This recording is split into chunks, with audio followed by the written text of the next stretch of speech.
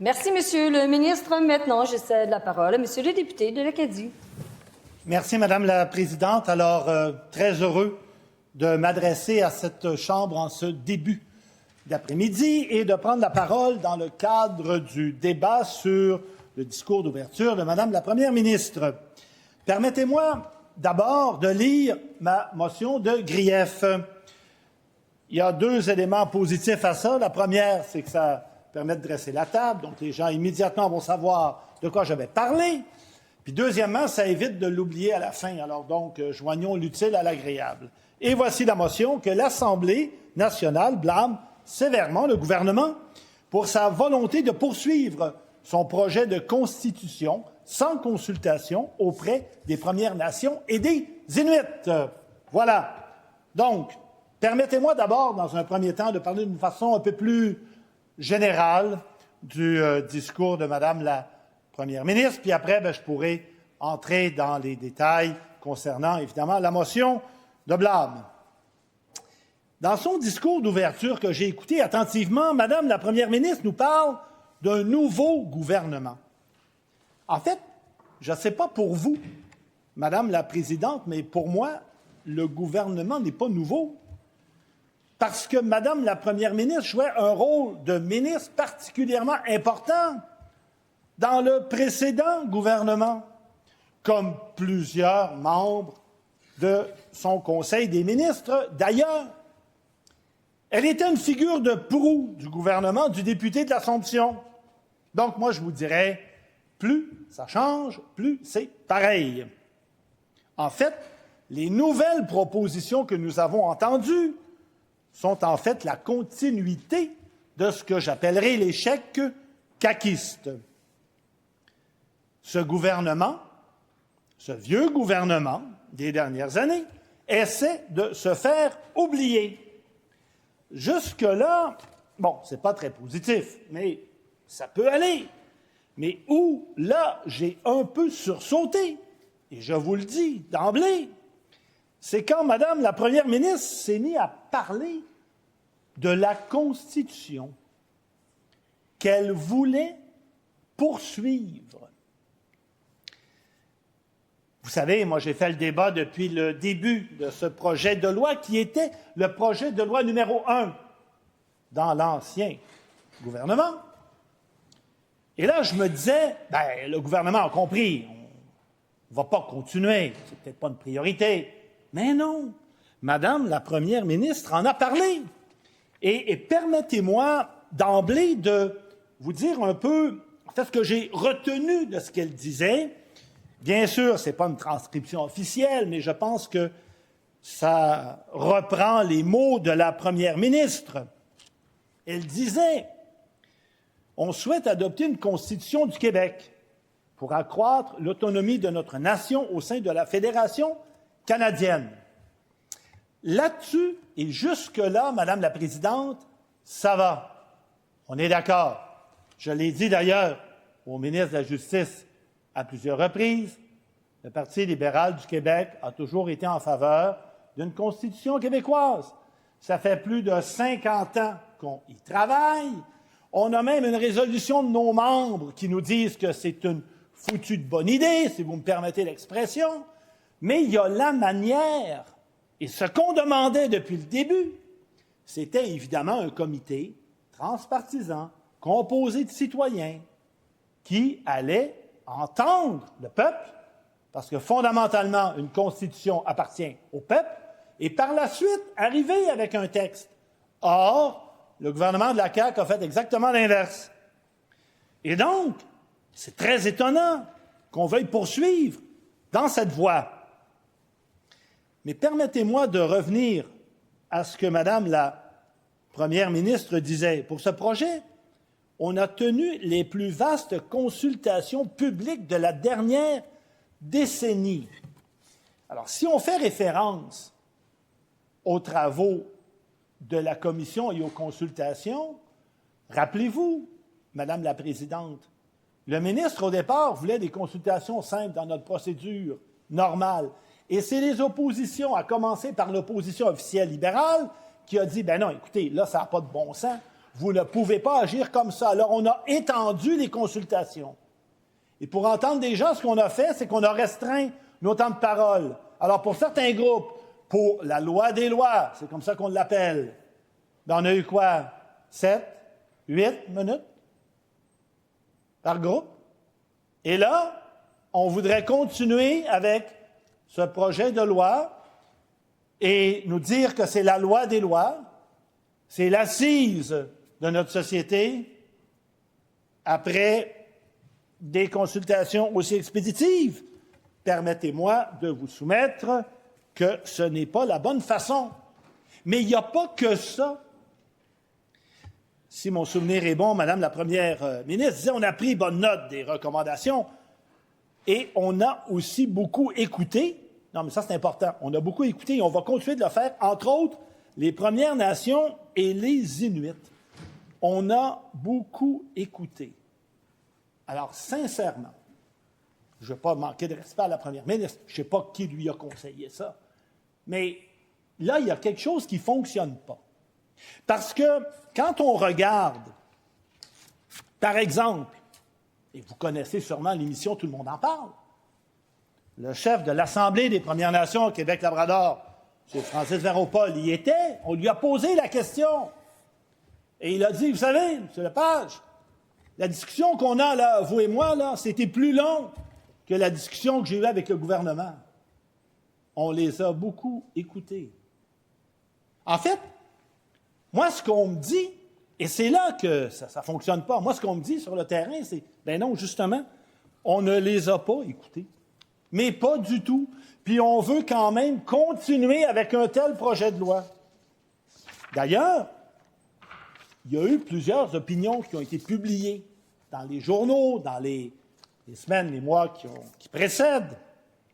Et on dit, entre autres, dans un texte d'opinion de M. Mercure dans la presse, qui rapporte des conversations qu'il a eues, des citations du chef de l'Assemblée des Premières Nations, et je cite, « Jamais les Autochtones n'ont été consultés dans l'élaboration de ce qui est présenté comme la loi des lois. » Donc là, on a deux versions, enfin, bref, que je qualifierais d'un peu contradictoires.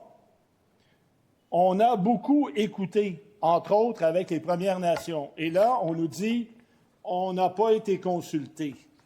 Ça va pas bien. C'est un mauvais départ. Et je vous dirais, je suis étonné qu'on veuille continuer avec ce projet.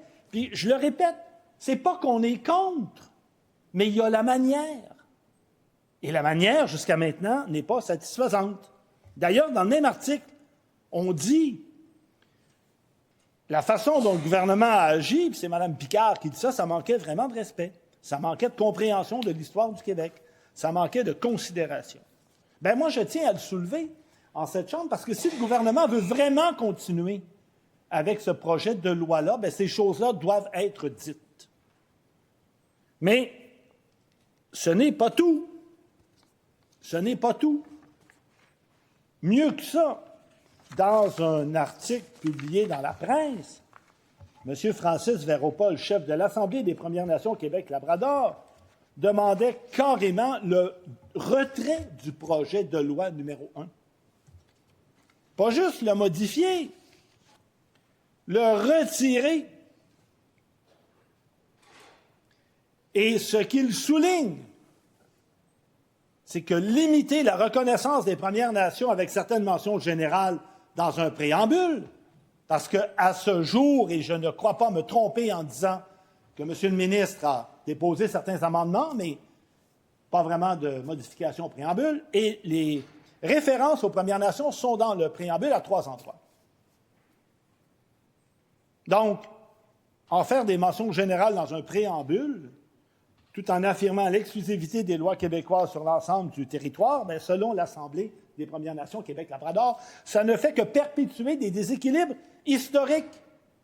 Alors que là, on avait véritablement une occasion, en or, je vous dirais, de faire en sorte qu'on puisse travailler de nation en nation, s'écouter, se comprendre, progresser. Et donc, ça aurait fait cheminer ce projet de loi qui est par ailleurs, l'idée est importante, je le concède. Mais là, on n'en est pas là. On n'en est pas là du tout.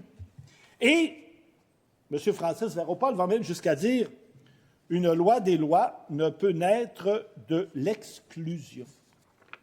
Et vous comprendrez que c'est comme ça que plusieurs nations réagissent face au projet de loi. Ça prend du temps de rédiger une constitution. On ne fait pas ça sur le coin de son bureau, dans un cabinet. C'est plus compliqué. Et là, évidemment, le gouvernement, plus on avance, moins ils ont du temps.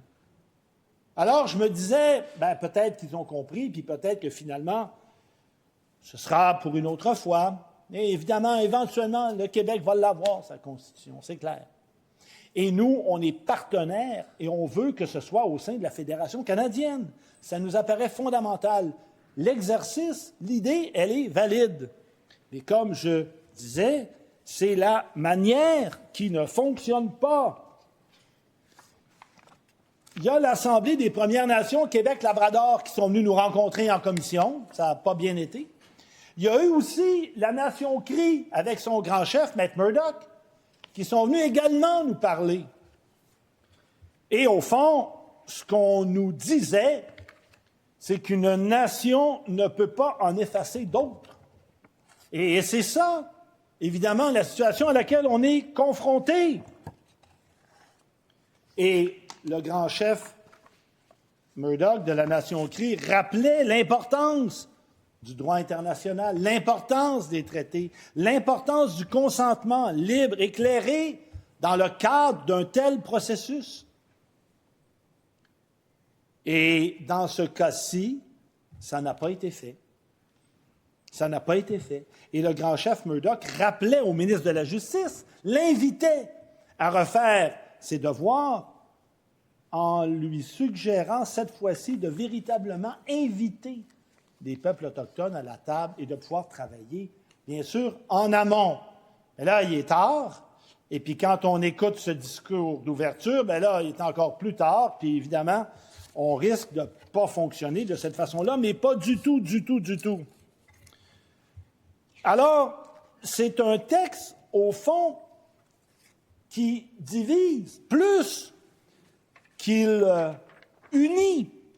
D'ailleurs, quand on regarde l'ensemble des mémoires, on en a entendu à peu près 200 groupes, 300 mémoires, et au moment où ils ont été déposés, parce que là, évidemment, il y a eu des amendements par la suite, est-ce que leur position aurait changé? Peut-être. Alors, je me garde une porte de sortie, mais il n'en demeure pas moins qu'au moment où on a fait cet exercice-là, cette consultation-là, 84 étaient contre, 25 voulaient même que ce soit retiré, 109 sur 200 groupes, puis il y a d'autres mémoires qui ont été déposées par la suite. Moi, je ne peux pas parler véritablement d'un projet de loi qui fait l'unanimité puis qui unit le monde. C'est un projet de loi qui divise les gens. Puis c'est pas ça qu'il faut quand on parle d'une constitution. Après l'élection, la sermentation de Mme la première ministre, la Ligue des droits et libertés lui écrivait, il nous mettait en cessez les oppositions et demandait à nouveau le retrait du projet de loi. Parce que, évidemment, et je cite, on le cite dans la lettre, on le dit, les oppositions au projet de loi sont massives et ne peuvent être ignorées. Nombreux mémoires ont dénoncé le caractère du projet de loi et on ajoute à la lettre une liste de signataires qui disent au gouvernement « c'est mal parti votre affaire, arrêtez ça tout de suite ». Puis en plus, il y a présentement le Comité des droits de l'homme des Nations unies qui est saisi des préoccupations à cause de la façon dont on réfère aux Premières Nations. Donc, c'est excessivement compliqué. Et je vous dirai, en terminant, qu'il y a aussi le mémoire du barreau du Québec qui est assez éloquent sur la question. on le sait, on vit dans un État de droit, dans une démocratie. On est privilégié de vivre ici, dans cet État de droit. Puis, on est aussi privilégié de pouvoir vivre dans un État où il y a une séparation des pouvoirs. L'exécutif, le législatif, le judiciaire. Et ça fonctionne quand tous ces trois pouvoirs-là sont capables d'interagir, et puis pour le judiciaire, qu'il soit pleinement indépendant. Or, le projet de loi, dans la mouture actuelle, fait en sorte qu'on peut s'interroger sur l'étanchéité de cette séparation des pouvoirs. Qu'arrivera-t-il? Il y a un article, entre autres, dans la loi qui traite de la Constitution, pas le premier volet, le deuxième. Donc, le volet qui traite sur l'autonomie constitutionnelle, il y avait ce fameux article 5. Là, il y a un amendement de déposé. Le ministre a finalement décidé de modifier ça parce que là, il y a eu un tollé, une levée de bouclier, parce que là, on voulait carrément affaiblir tous les contre-pouvoirs. Mais il en reste d'autres. Il en reste d'autres. Et ça, il faut le dire. Il y a toujours dans son projet de loi cette fameuse création d'un Conseil constitutionnel. Qu'est-ce que ça va faire? Quel va être son poids? Est-ce que le gouvernement veut l'utiliser pour éventuellement aller plaider devant les tribunaux? Est-ce que c'est pour affaiblir le rôle des tribunaux? Les tribunaux, à ce que je sache, à moins que je fasse erreur, ne seront pas liés par les décisions du Conseil constitutionnel. Est-ce qu'on va redoubler de temps de procédure? C'est loin d'être clair. Mais il n'en demeure pas moins que c'est inquiétant. C'est inquiétant. Est-ce que le gouvernement veut se donner plus de pouvoir au détriment du pouvoir judiciaire? Ça va rester à voir. On ne sait pas si le leader du gouvernement va faire progresser ces travaux-là. Mais vous comprendrez que ce projet de loi soulève énormément de questions. Et il y a aussi toute la question de la protection des droits individuels.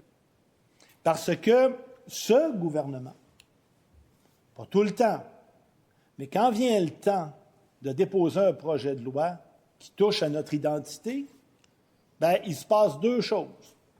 Ou bien la disposition de dérogation arrive rapidement, ou encore on modifie les dispositions de la Charte québécoise des droits et libertés pour faire en sorte que dans l'interprétation de la Charte, les tribunaux devront tenir compte souvent de droits collectifs vis-à-vis des droits individuels. Et là, ce n'est pas arrivé une fois, c'est arrivé à plusieurs reprises. Et parfois, c'est à se demander, ouais, mais là, il nous reste quoi avec nos droits individuels? Et ça aussi, c'est particulièrement important et parfois très troublant. Est-ce qu'on veut modifier, réduire les droits individuels des citoyens? La question se pose. La question se pose. Donc, c'est autant d'éléments qui font en sorte que j'ai été fort étonné d'entendre la première ministre dire qu'il nous fallait vraiment ça et que surtout, il y avait eu des consultations et qu'on avait écouté les Premières Nations. En tout cas, bref, moi, je suggère fortement au gouvernement et à la première ministre et au ministre de la Justice, avant de continuer ça, de se réunir et de se parler, parce que visiblement, ils ne sont pas sur la même longueur d'onde. Puis pour un texte qu'on appelle la loi des lois, ça m'apparaît être fondamental. Finalement, et je termine là-dessus, à un moment donné, le gouvernement a dit « Hey, vous savez, monsieur le ministre de la Justice, si vous êtes capable de vous trouver des alliés dans les oppositions, ça permettrait de faire avancer le projet. » Or, le ministre est arrivé, n'est-ce pas? Il a trouvé quelqu'un. Il était tout heureux d'être content de nous annoncer que l'ancienne ministre de la CAQ, maintenant députée, toujours députée de Rimouski, dans le Parti conservateur, elle a appuyé le projet de loi et que ça, soudainement, c'était suffisant. Bon. Moi, en tout cas, ça ne m'a pas convaincu. Et en ce qui concerne l'opposition officielle, notre position reste la même. on va s'opposer à ce document-là. Parce que c'est un texte qui est divisif, sans consultation, et c'est un texte qui est un échec. Voilà, Madame la Présidente. Je vous remercie, Monsieur le député, pour votre intervention. Votre motion de grief est déposée sous réserve de sa recevabilité.